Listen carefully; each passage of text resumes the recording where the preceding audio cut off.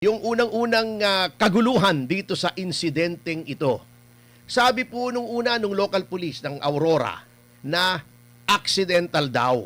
Ngunit upon a review of the investigation, sabi naman ng CIDG, hindi daw aksidente, baka may foul play o may negligence. Ano po ba talagang official na report ng kapulisan po tungkol sa insidenteng ito? Una sa lahat, no, ang maikling kasaysayan niyan was nung kami ay nandun pa sa Lamay, no, sa Arlington. Kami po ay nagkaroon ng coordination meeting sa CIDG tsaka sa Opo. NBI. At sila po ay nagsabi na magko-conduct sila ng parallel investigation, no, hindi joint, no. At doon sa meeting na 'yon, ako po mismo ang bring up nung topic nung Aurora investigation report. Opo. Dahil ako po ay nagsumamo sa CIDG in particular. Sinabi ko, "Sir, mawalang galang na po. Pero yun pong tila baga na mabilis at medyo may pagpapadalos-dalos na konti, no, sa aming opinion na report ng Aurora Police ay hindi yata naaangkop dito sa ating kinalalagyang sitwasyon. Dahil kapag sinabi po ng isang opisyal ng gobyerno na ito ay aksidente, para na nilang tinapos yung issue, no? Na parang kung aksidente kasi, alam po ni Attorney Ferdy siyempre na wala na pong liability ang mga nakasangkot. Kaya kami po ay masaya na ang CIDG ay nag-conduct ng sarili nilang investigasyon. Ngayon, ang sana malinaw sa publiko, pag sinabi pong hindi aksidente, hindi naman po ibig sabihin na merong nanadya. Kasi po, kawawa naman po yung mga player na kuminsan na ay meron na rin mga natatanggap na mga mga hate messages. Yung iba pa ay may death threat pa daw. Ang ibig lang po sabihin ng aksidente ay meron pa ring maaring managot dito. Hindi natin alam kung the intentional crimes or negligent crimes, no? Pero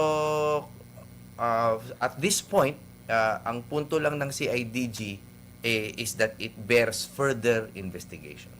Okay, and speaking of investigation, Attorney Jimmy, parang inisnab po yata ni Coach Todd Baldwin at ng kanyang assistant na si Eric Kimpo yung unang sabina.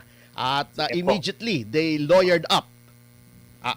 Well, of course, based on reports. At ang akin ding nasagap from news reports ay dapat today po yung second na sabina. Correct me if I'm wrong.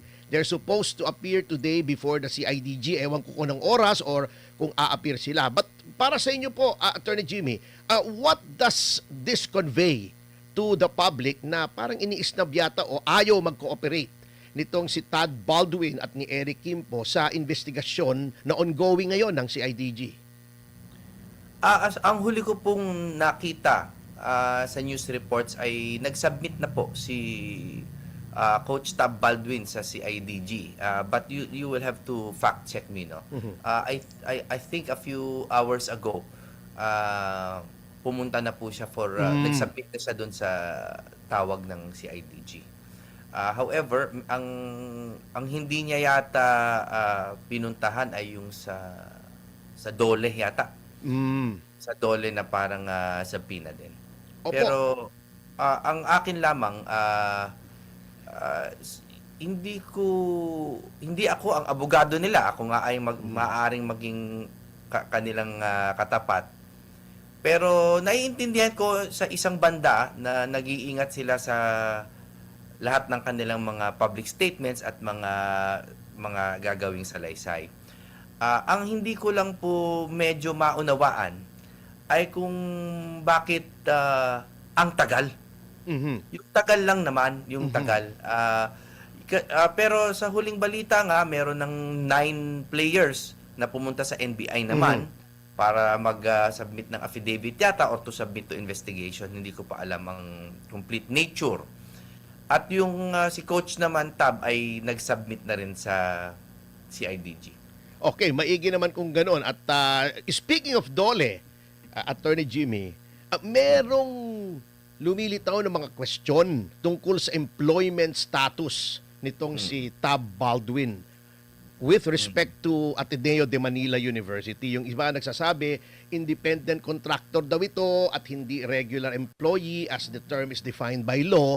Ang tanong ko po sa inyo, ano pong epekto, if any, kung siya man ay independent contractor o may problema yung kanyang status as an employee to be employed in the Philippines or siya ay regular employee with respect to the possible vicarious liability. Ang mga kababayan, yung vicarious liability po, yan yung doktrina sa batas na kung ikaw ay may empleyado, kasi meron po kaming tinatawag na master and servant rule sa batas, ay maaring bagamat hindi ikaw ang, let's say, hindi ko sinasabing meron ng finding, assuming na may finding of negligence on the part sa empleyado mo, ay yung employer ang mananagot. May magiging diferensya po ba ito kung independent contractor o regular employee?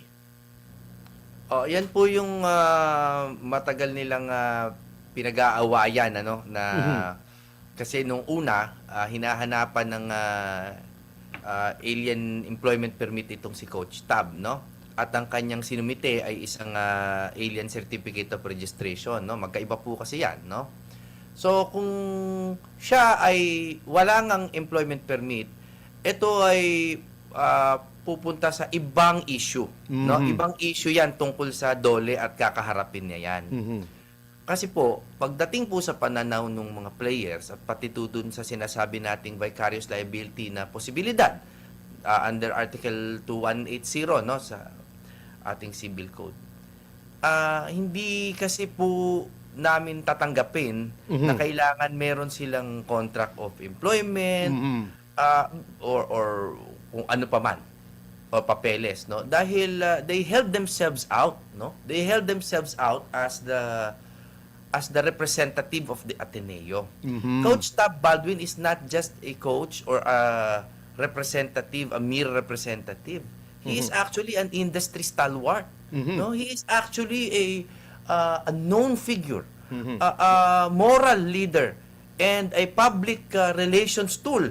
Ika nga, ng Ateneo. He has brought a lot of honor. In fairness to the good coach, no? A living legend na yan eh. Parang si Imelda Papin. Buhay pa, mukhang alamat na. Ano? Oo. Wala po akong comment dyan, ha, Ma'am Imelda. Si attorney lang yun. Malakas po makadama yang si Attorney Perdo. Alam niyo po, so this mere holding out of the Ateneo of coach as their representative, I think clearly constitutes an EER, no, an employer-employee relationship at the very least. And the vicarious liability, yung pong tinasabi natin kumbaga parang yung sariling negligence, possible negligence ng Ateneo over the supervision, no, doon sa kanilang coach at sa kanilang mga methodology, is apparent in our opinion. No? Of course, this is for the courts to decide. Of course, of course. So, lastly, para lang po malinaw, gusto ko po ito linawin sana po sa taong bayan. This is not the time to seek vengeance. No? Hindi po natin hinahanap na may maprito dito, masunog. Ang hinahanap lang po natin dito is to make sure na hindi tayo maligaw dun sa mga paisa-isang press release ng bawat kampo. Na para bigla na lang mawalang saysay yung pagkamatay po ng dalawa nating player. We are working along legal grounds po para siguraduhin na kung may dapat managot, halimbawa si coach lang ba, yung eskwelahan din ba, yung ibang players din ba, which I doubt but is still in play, kailangan po nating magkaroon ng patas na pag-iisip, wala munang emosyon at aralin po natin yung legal na aspeto.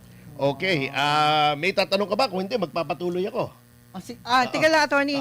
Attorney Bondok, meron ho ako nakikita sa mga net na mga foul na mga salita o foul na mga picture. Pwede po ba mag-iebidensya to sa paghahabol natin dun sa hostage at tinatawag?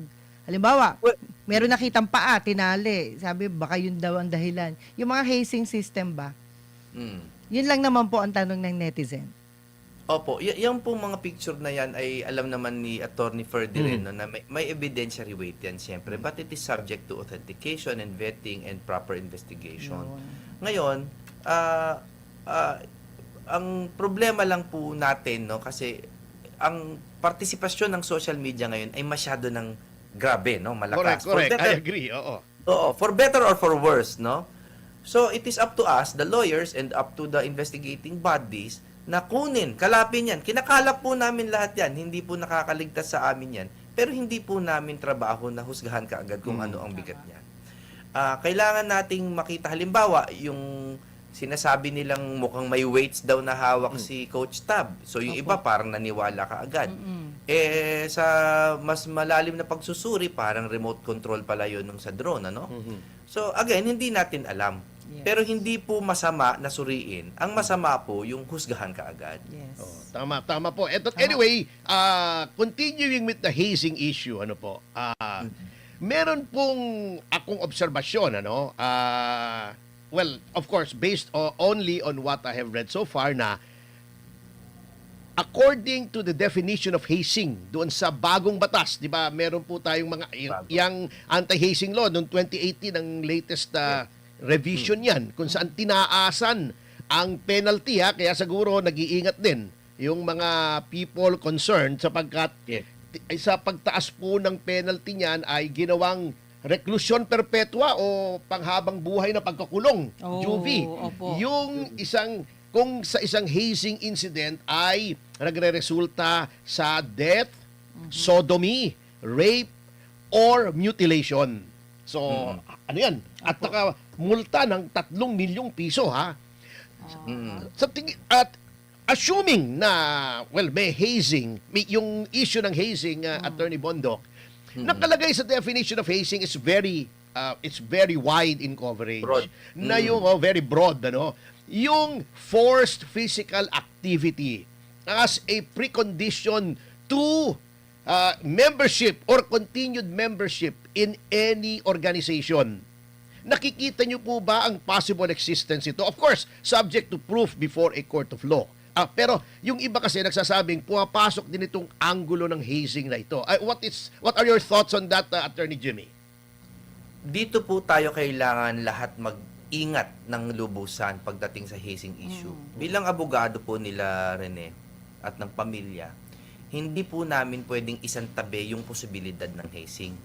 No? Hindi po pwede.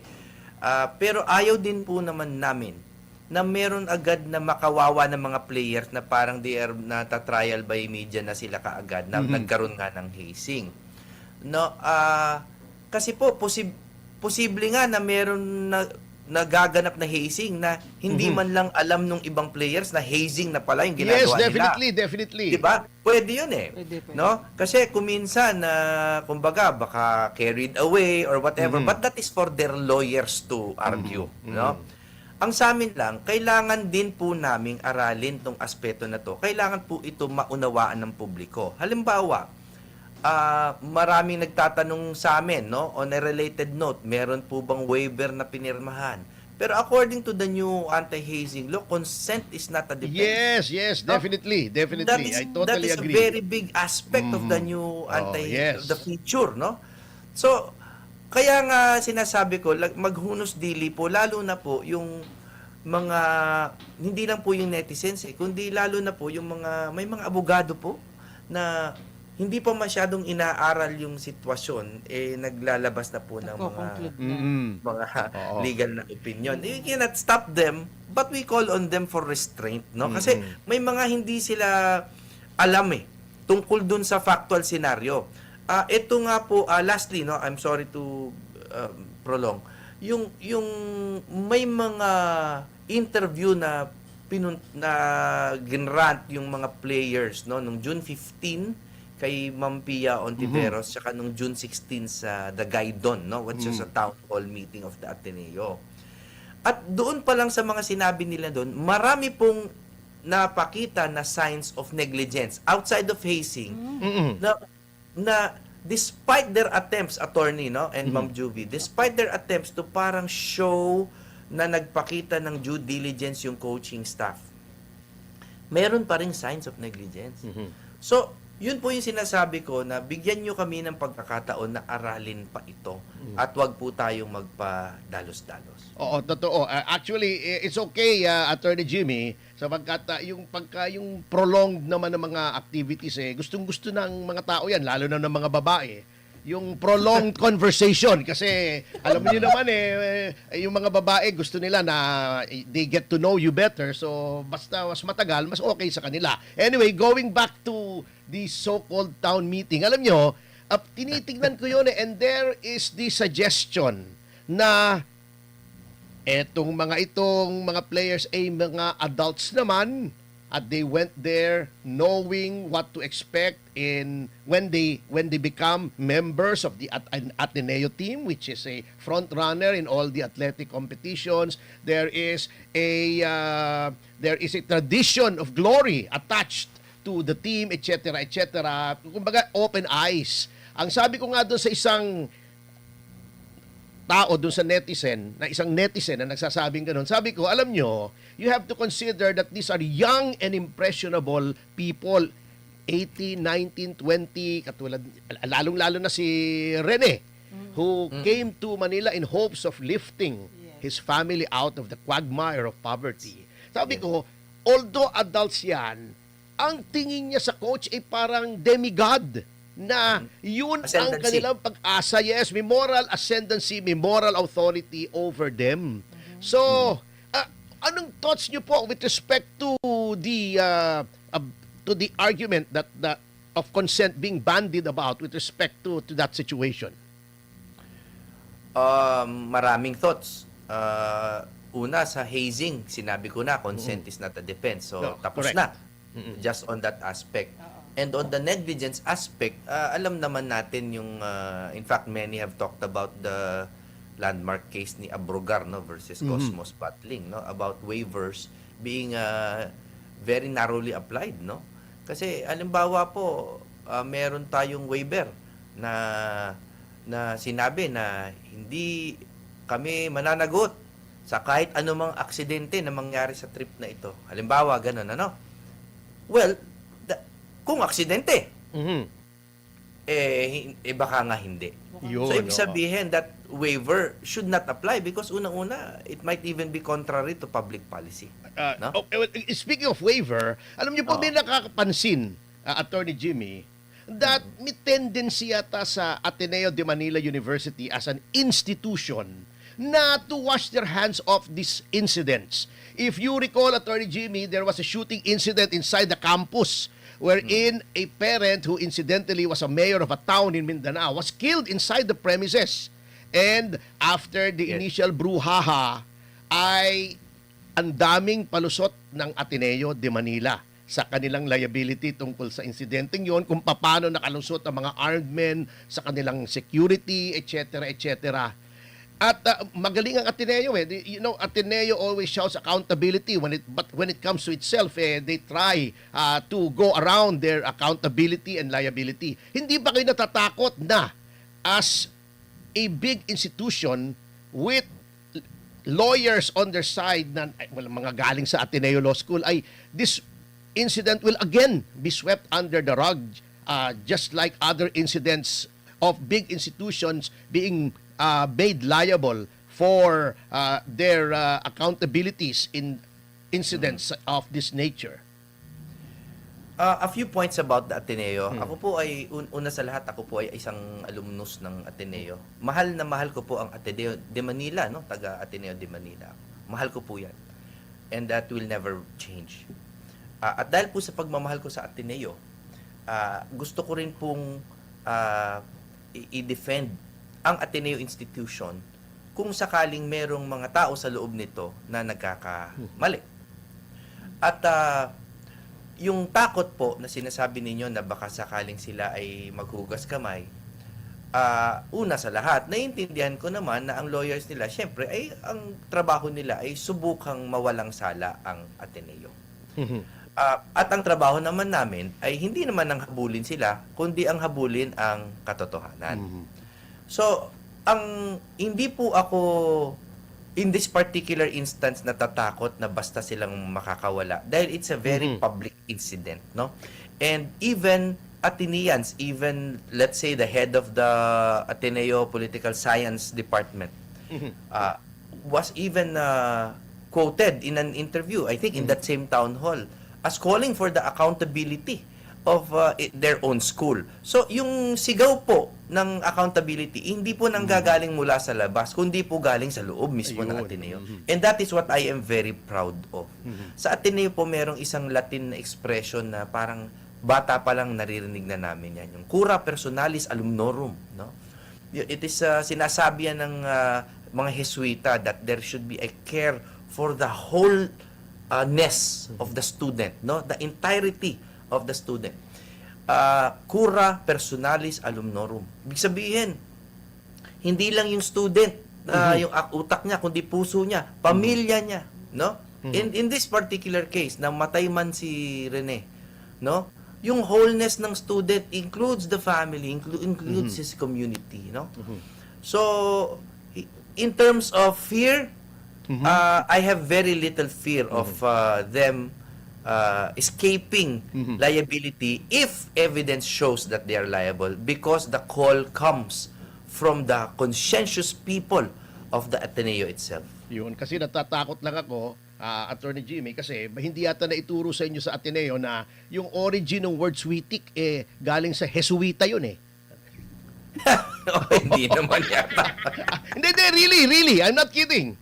Totoo ba yan? Yes. Yung, kasi noong panahon ng Kastila, yung mga hid-hid, yung mga ganid sa mga polo, sa mga renta sa lupa, mga Jesuita Kaya nanggaling yung, I'm not kidding about that Yung it's a corruption of, pag sinasabing, Jesuita ka naman naging switik ka naman Oh my, I am saddened to learn that. Yes, and ang dami kasi nagsasabi, Attorney Jimmy, the reason why I brought that up is may mga kausap akong mga PR, syempre may mga kaibigan naman tayong nasa public relations industry. Sabi nila, it could have been better handled, parang yung Cebu Pacific crash daw of a decade or so back, na noong nangyari yung aksidente, si Lance Gokongwei immediately went public and said, "We are very sorry, kami po ang may kasalanan. Hindi na po mauulit, we will take care of everyone affected." Parang dito daw kasi ang dating ay agad-agad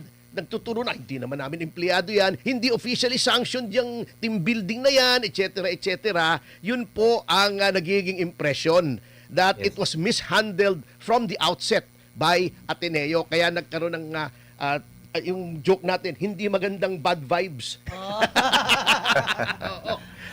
Anyway, kung sa tingin nyo po, from where you're sitting, without of course being so presumptuous as to second guess yung findings ng court, sino-sino pong directly liable for the accident or for the deaths of these two individuals?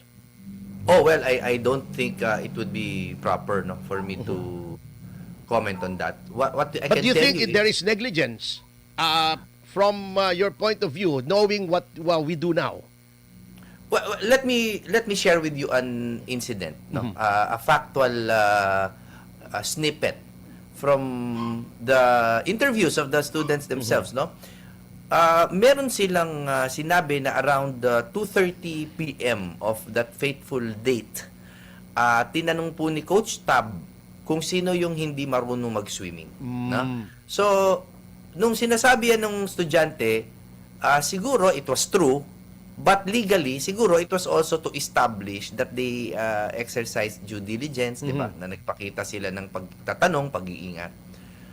Tapos, in that same, or in a previous interview, I think, pinakita nila that yung formation nila doon sa dagat ay hindi po parallel or pantay sa shoreline, kundi perpendicular, meaning palalim. Palalim. Siguro okay. according to height, ano? Hindi. Ay, hindi. Kasi, I don't know if it was according to anything. But, should it not have been according to their questioning? O kung sino yung marunong lumangoy o hindi? Tama? Kasi dalawa daw yung hindi marunong lumangoy, si Divine Adili at si Ian Espinosa.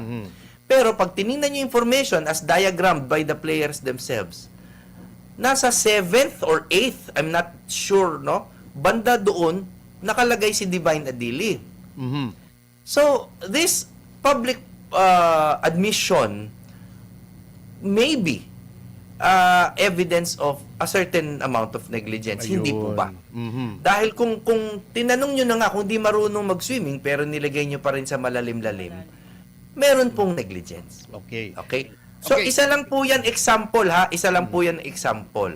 Pero ang nag-iingat ako is I do not want to create hate or immediate conclusions in the minds of your listeners. Kailangan pa nating aralin ito. Okay. For the sake of fairness, lilipat ako ng punto de vista doon naman sa kay Coach Tab at sa Ateneo.